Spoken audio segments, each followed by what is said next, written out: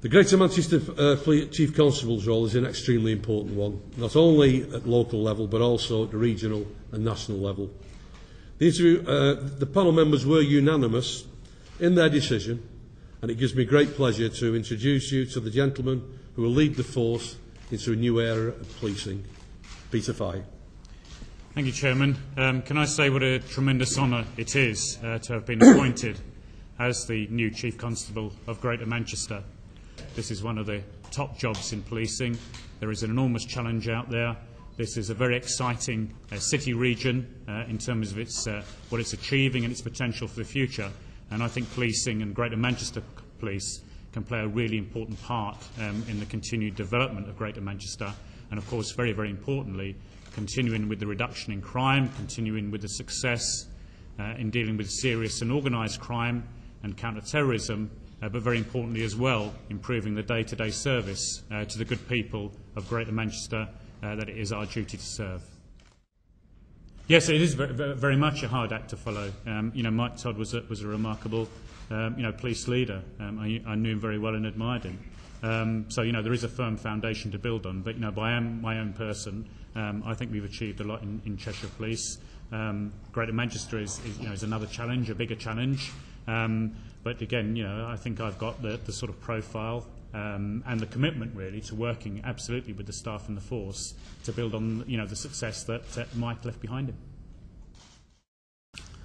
I think, as I've said, when you need to be high profile as a Chief Constable, I've been high profile.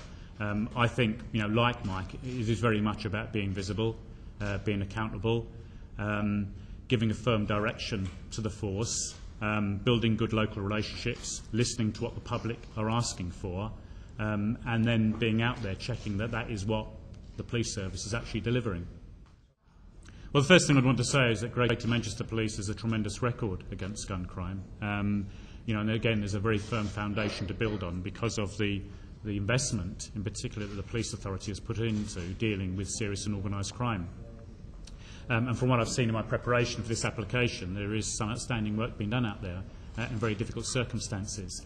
I don't think there is any easy fix. Again, it's about very good enforcement, it's about very good intelligence gathering, but fundamentally, as you say, it's about how, through things like neighbourhood policing, working with local people, trying to build better relationships with young people, you can encourage, hopefully, more people to come forward with information about what is going on, and you can also have more preventative activity to get across to young people how dangerous being involved in gangs and being involved in firearms actually is.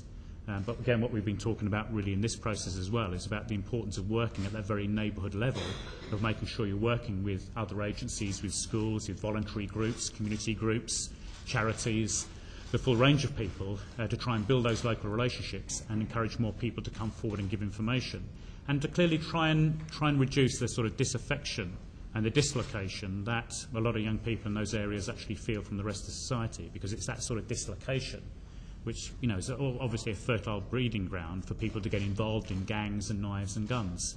And that is a big challenge that we all face as to how we can sort of reduce that feeling of isolation that some young people feel.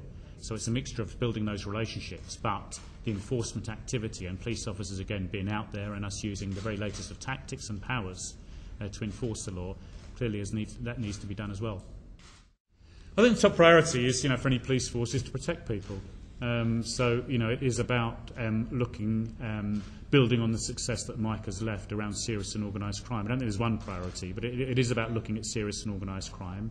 It's dealing with some concerns undoubtedly the public have about telephoning the police and the sort of service they get there, and then continuing to build on neighbourhood policing, the local neighbourhood policing, which I think is what most of the public actually value, having local officers that they know, local PCSOs that they know, to build relationships with, feeling they know who that local staff are, and that the staff are being effective out there, solving problems and making their local areas safer.